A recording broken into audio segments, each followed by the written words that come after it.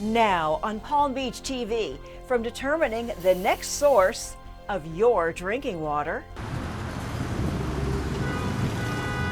to traffic and parking management and zoning reform to the town's March election, Palm Beach TV is on top of all of the issues that will impact your life on the island in 2024. These stories and much more straight ahead. The Palm Beach Civic Association brings you Palm Beach TV, the island's only newscast. We're sponsored by the Fortin Foundation of Florida. Now the news. As Palm Beach ushers in 2024, numerous key issues continue shaping the local landscape. The town-wide undergrounding of utilities project continues to make steady progress. The project is divided into 15 construction zones identified as phases on this map. It's coming along really well. The project is almost finished, but it's over budget. We should have known it would be over budget. A 10-year project is typically over budget, but the referendum was for $90 million worth of bond money. The town will not be going back to taxpayers for more money. That is definitely the good news. The even better news is that there are other sources of revenue, like the marina, and how successful it's been, that will allow us to use some of that revenue to offset the extra expense of the undergrounding. The town continues working to ease parking and traffic troubles as it implements components of the 7-point parking plan approved by the council in May of 2023. Welcomed relief is coming from the town-wide residential park mobile sticker program. Residents who purchase a pink sticker receive the first 2 hours of parking in any park mobile space in town for free. Each residential address is allowed to purchase 2 stickers costing $50 per sticker. You'll also notice that the park mobile signs have replaced all kiosks. The full rollout of all new signs and poles will occur after season. The program start date for the paid parking part of the 7-point program, which now likely is going to be in May, mainly because of the fact that it'll take that long to get the signs built and installed. So we're talking about a May start date for the park mobile program. Traffic relief is also occurring as a result of altered opening schedules on the 3 drawbridges during peak rush hours Monday through Friday, 7:30 to 9 a.m.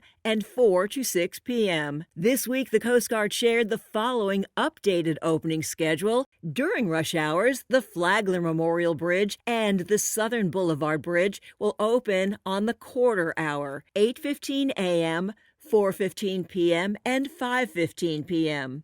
The Royal Park Bridge opens at 4 p.m.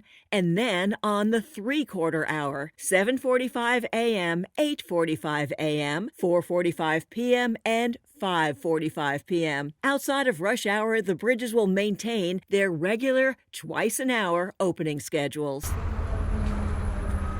During 2024, work will also continue on the North Fire Station, the 3rd oldest in the state, and the Royal Poinciana Playhouse, which is expected to open later this year. The Innovate Palm Beach will operate the new Cultural Arts Center at the Playhouse. This once vibrant heart of our community has been silent for far too long. My wife Jill and I are deeply committed to reawakening this historic venue. Our dream to transform it into the Innovate, a premier cultural and performing arts center in Palm Beach. We envision a jewel box alive with a year-round blend of arts, education, theater, dance, music, film, private events, and much more. The state-of-the-art venue will include a 400-seat jewel box theater and full-service kitchen available for events year-round. Meantime, several other commercial construction projects are being discussed in town. These are all commercial projects that are coming at us. There are a total of 11 projects over the next 2, 3, 4 years. The council is going to be very busy, and it's important that we understand what can and cannot be done according to the code, what is a special exception use, what will increase traffic and congestion in the town. And I can assure you that's where the council keeps their focus always. The community will also continue to be engaged as the zoning code review and reform process continues into 2024 when it's expected to be adopted. We have to shape our current policy decisions within the framework in which we find them. And that is our challenge. But the good news is we're more informed than ever to meet that challenge.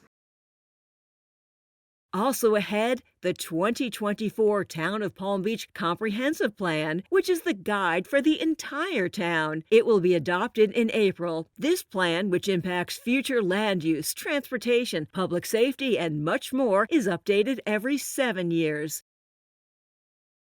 The future source of the town's drinking water is another critical issue being explored in 2024. The Palm Beach Civic Association's Water Committee is working closely with the town's Water Committee on a long-term solution for safe and secure drinking water. The Town Council is exploring two options: the continued sourcing from West Palm Beach or future sourcing from Lake Worth Beach. The contract with West Palm Beach is up in 2029. So far, the council has made 3 decisions. We will only engage with a utility that uses membraned water because the membrane takes out pathogens like cyanobacteria, Cylindra spermopsin, and forever chemicals, which are called PFAS.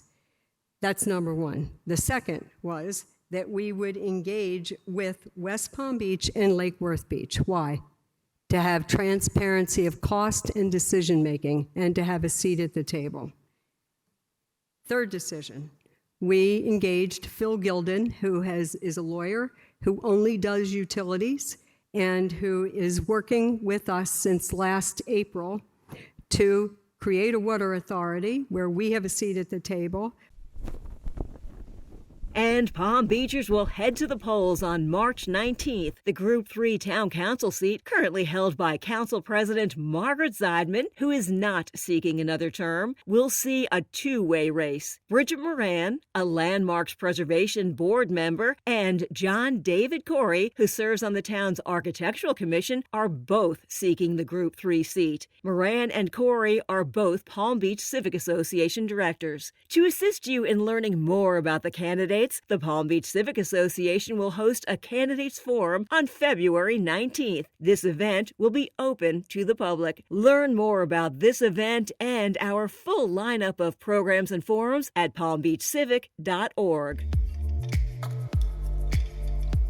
That'll do it for this edition of Palm Beach TV, the island's only newscast. We thank you for joining us, and we'll see you again next time. Palm Beach TV is a production of the Palm Beach Civic Association. We thank our sponsor, the Fortin Foundation of Florida, and encourage you to let us know how we can provide news coverage that best serves our members and residents.